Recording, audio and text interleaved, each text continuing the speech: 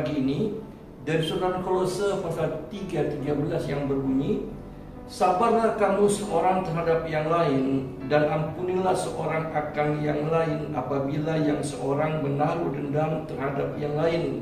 Sama seperti Tuhan telah mengampuni kamu, kamu perbuat jugalah demikian. Saudara, sepasang suami istri yang baru menikah 1 tahun, satu waktu sang istri berbicara kepada suaminya bahwa dia telah membaca sebuah artikel bagaimana untuk meningkatkan kebahagiaan di dalam kehidupan rumah tangga mereka, yaitu mereka harus mengoreksi kekurangan dari pasangannya untuk diperbaiki. Malam itu mereka bersepakat untuk tidur di kamar yang terpisah, dan mereka diberikan kertas untuk mengisi daftar-daftar yang harus mereka isi dari kekurangan pasangan mereka. Esok paginya si istri sudah mencatat ada 3 lembar catatan untuk suaminya. Istrinya katakan, siapa yang lebih baca? Suami katakan, kamu lebih baca dulu. Maka dibacalah satu persatu kekurangan dari suaminya, dan ketika suami mendengar itu dia mulai meneteskan air mata. Istri berkata, apakah harus meneruskan bacaan ini? Suami kata, teruskan baca sampai selesai. Lalu istrinya pun menyelesaikan baca sampai 3 halaman itu. Kemudian si istri berkata, sekarang giliranmu untuk membacakan apa yang kau tulis semalam. Saudara, ternyata suami tidak menulis satu kata pun di kertas yang diberikan kepadanya. Dia katakan bahwa engkau adalah istri yang sempurna bagiku.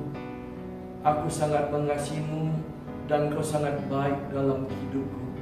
Itulah sebabnya aku tidak melihat kekurangan dari dirimu, dan aku menerima engkau dengan sepenuh hatiku. Ketika istri ini mendengar, dia mulai tertunduk dan dia mulai menangis. Ternyata suaminya menerima dia apa adanya. Saudara, dari kisah ini mari kita sebagai anak-anak Tuhan pun harus bijaksana di dalam kita mengisi hari-hari kita.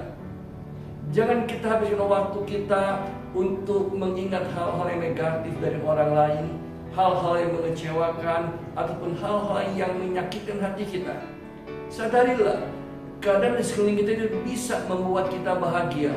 Syukuri buat apa yang ada di sekitar kita dan apa yang Tuhan jadikan dalam kehidupan kita, sehingga jangan sampai kita mengisi hati dan pikiran kita dengan hal-hal yang tidak berkenan kepada Tuhan.